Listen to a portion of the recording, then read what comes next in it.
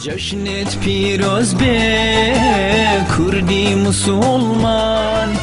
لە بەرەبەیانێکی زوو لە یەکەم ڕۆژی مانگی شەوال موسڵمانان بە مەبەستی ئەنجامدانی نوێژی جەژن و تەوقە و گەردەن ئازادی لە بەیانیەکی زوور و لە مزگەوتەکان دەکەن.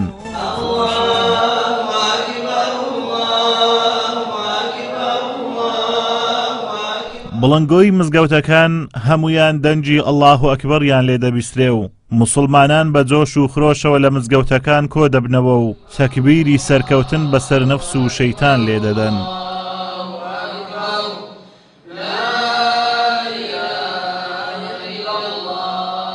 حکمت لە هاتنی جەژن سەرکەوتنی مسلمانە لەو ئیمتیحانە گەورەی کە 30 ڕۆژی ڕەمەزان یان 29 ڕۆژ بە ڕۆژی دەبن و هەروەها مسلمانان لەو ڕۆژەدا حەز دەکەن شتێکیان کردووە بۆ خۆیان کردویانە و بە بۆنەی سەرکەوتنی هیچ کەسێک نێ بە بۆنەی سەرکەوتنی خۆیانە بۆ خۆتان بۆ خۆمان لەو شتەی سەرکەوتوین کە خوای گەورە تەکلیفی لێ کردین کە دەڵێن ئەڵڵاهو ئەکبەر حەز دەکەین خۆمان قائیدی ئەو بتوڵەین کە خوای گەورە لەسەری واجب کردبووین کە مسلمان کاتێک حەز دەکا ئەمری خوای گەورە جێبەجێ کردو ئەو کاتی مرتاحە و ئەو کاتی سەرکەوتووە و ئەو کاتی حەز دەکات جەژنیتی. مسلمانانی سۆران لەم جەژنی ڕەمەزانە سەرەڕای جەژنە پیرۆزە و گەردەن ئازادی لە خوای گەورە داوای سەروەربوونی یاسا و داوای یەکڕیزی نێوان لایەنەکان دەکەن و داوا دەکەن هەرچی زووترە کۆتایی بە قەیرانی دارایی بهێن و ئەم جەژنە بکەنە جەژنی هێنانەدی ئاشتی و تەبایی و چاکردنی بژێوی هاوڵاتیان. خۆشی جەژن لەوەدایە کە مرۆڤی مسلمان شانازی بۆ دەکا کە ئەو ئەرکەی لەسەر شانی بۆ بەرامبەر بەخوای گەورە جێبەجێ کردیە و خۆشیێکی تری جەژن ئەوەیە لێبردون و لێبوردەیی کە ئەوڕۆ زۆر پێویستە بۆ هەرێمی کوردستان کە پێویستە هەمومان یەکتری ببوورین بە تایبەتی لایەنە سیاسیەکان. بۆنەی جەژنی ڕەمەزانی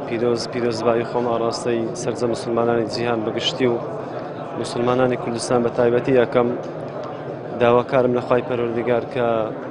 طاعت عیبادەتی هەموو مسلمانانی قبول کردبی ئینشاءالله و هیوادارم حکومەتی هەرێمی کوردستانیش لەم جەژنە بە فرسەت بزان و تەبایی و ئاشتی و برایەتی بێخن و ناوبینی یەکتری و ئەو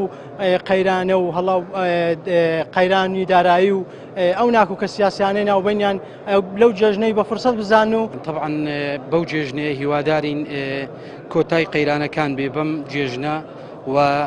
لایەنە سیاسیەکان و تێدا وێڕایی ئەو خۆشی و دەربڕینێک کە ئێستا مسلمانان دەیکەن و ئینشاءالله لایەنە سیاسیەکانیش لەسەر ئەو خێر و خۆشیە ئینشاءالله ڕەمەزان خێر و خۆشیێکی تەواوی لەگەڵ خۆی هێنایەوە و